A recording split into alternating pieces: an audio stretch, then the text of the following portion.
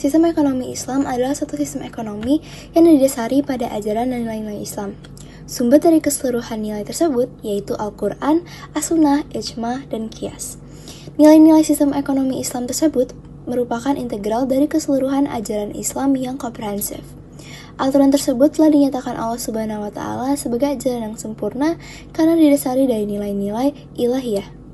Sistem ekonomi Islam berbeda dengan sistem ekonomi kapitalis yang didasarkan pada ajaran kapitalisme dan juga berbeda dengan sistem ekonomi sosialis yang didasarkan pada ajaran yang bersifat sosialisme. Berikutnya ada ekonomi Islam menurut tokoh. Ekonomi Islam yang juga disebut sebagai ekonomi Rabbani dan Insani menonjolkan dimensi ilahiyah dan kemanusiaan. Prinsip ekonomi Rabbani menekankan pada pentingnya panduan dan nilai-nilai ilahi pada setiap aspek kegiatan ekonomi. Sementara itu, ekonomi insani menekankan bahwa sistem ekonomi ini dirancang untuk menciptakan kesejahteraan manusia.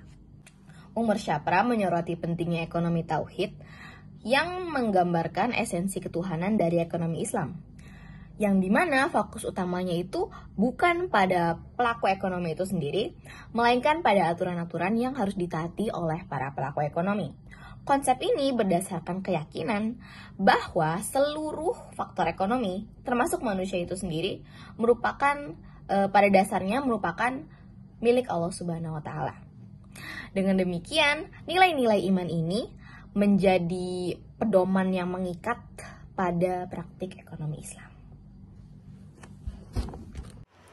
3 aspek pokok dalam ekonomi Islam yaitu adalah 1. Meluruskan kekeliruan berbagai pandangan mengenai ekonomi kapitalis yang memberikan penghargaan terhadap hak milik, dan mengenai ekonomi sosialis yang memberikan penghargaan terhadap persamaan dan keadilan yang tidak bertentangan dengan metode ekonomi Islam.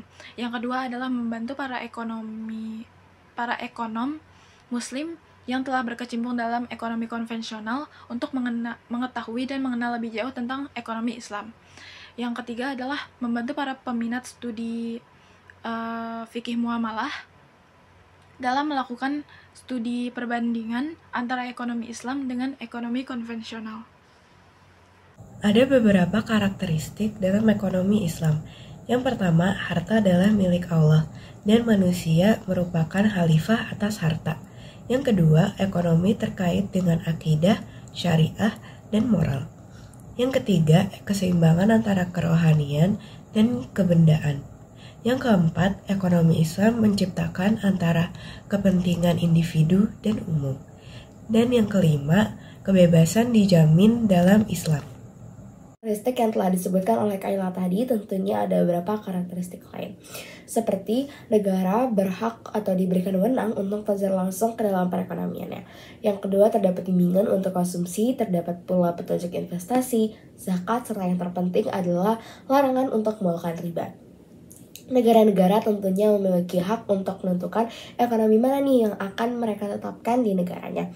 Namun, ekonomi syariah atau ekonomi Islam ini banyak diterapkan di negara Timur Tengah seperti Arab Saudi, Uni Emirat Arab, serta di negara Asia seperti Indonesia dan Malaysia.